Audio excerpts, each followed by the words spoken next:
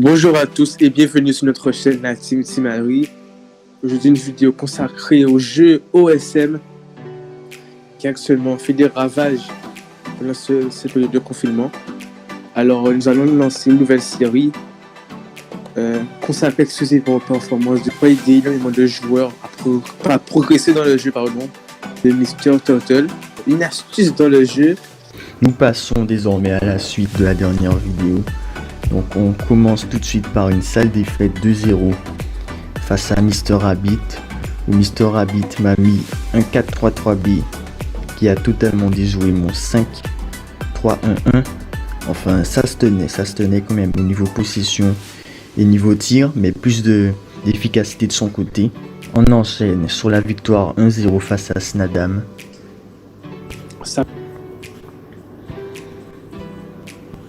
Globalement le 5-3-2 qui a su se débarrasser du 4-3-3-B, suivi d'une belle victoire face à Liverpool de Monsieur Twinks.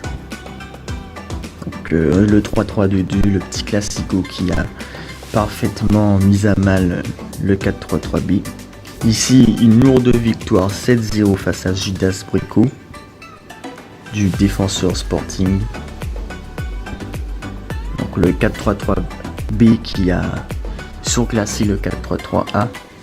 Match nul 1-1 face au River Plate.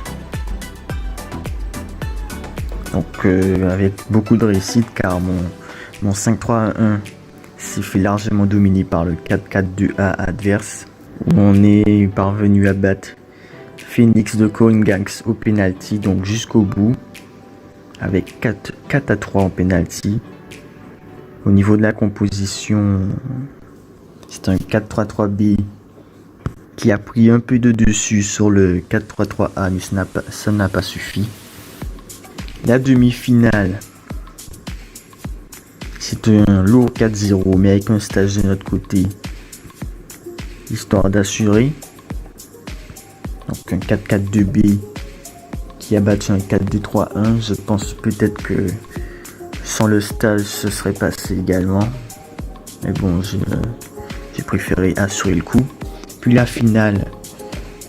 Donc 5-0 face à Mr. Rabbit, qui malheureusement n'a pas eu le temps de faire sa compo. Donc j'ai tout simplement contré le 4-4-2-B par un 4-3-3-B.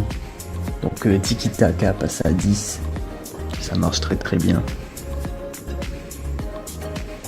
Donc là on passe sur une victoire 1-0 face à Penarol.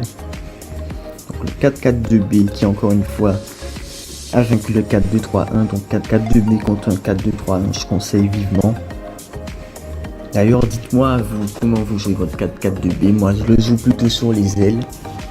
Mr. Rabbit plutôt passe à 10. Donc comment vous le jouez? Est-ce que c'est plutôt un 4-4-2-B passe à 10 ou un 4-4-2-B sur les ailes? J'aimerais vraiment savoir tout ça. On enchaîne sur une défaite face au Cerro Largo de Xenox. Donc un 4 justement, donc 4-3-3-A qui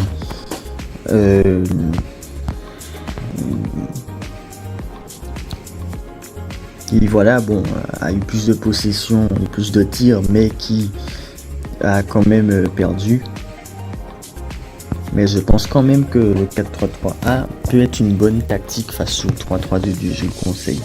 Tout de suite on enchaîne sur un 2-0 face à Deportivo de Golden Calux. Golden Calux qui est Mr. Wolfbeat. Donc le 4-3-3-B qui, vous savez, contre le 4-4-2-B, il n'y a pas photo. On enchaîne sur un 3-0 face à Mr. Rabbit qui m'avait gagné 2-0 match aller. Donc là on prend une petite revanche on va dire. Donc le 4-3-3-B qui gagne le 3-3-4-B. Donc je conseille, si vous avez une meilleure équipe, d'aligner un 4-3-3-B contre le 3-3-4-B, c'est très efficace. Une petite victoire 4-0 face au Plasia Colonia de Snadam. Donc 4-3-3-B face à 4-3-3-B, mais notre effectif était mieux. Je pense que les réglages aussi étaient mieux faits. Donc on enchaîne sur un 1-0 contre Monsieur Twinks. 4-3-3B contre 4-3-3B. Réglage plus équipe a fait qu'on a pris le dessus. Donc maintenant 2-1 face à Gidas Brico, défenseur Sporting. 4-4-2 B contre le 4-2-3-1, je l'ai déjà expliqué. Face à Coringas. 1-0. 4-3-3A, 4-3-3B. Ensuite, ton équipe est supérieure. Le tiki-taka 4-3-3B est très efficace. Si le 4-4-3A est supérieur à ton 4-3-3B, je te conseillerais plutôt de jouer en 5-4-1A. C'est plus efficace. Donc là, le 3-3-2-2 qui a pris le dessus sur le 4-2-3-1, mais sur un score vierge de 0-0. Et donc c'est fini sur la finale que j'ai déjà montré, puis contre un ordinateur. Nous avons gagné la coupe. Xenox a gagné le championnat. Nous finissons 3e au classement. Donc un championnat mitigé vu que on n'a pas gagné les 2 coupes, on n'en a gagné qu'une seule. Au niveau de la liste des entraîneurs, on a fini premier car notre objectif était d'être 13e.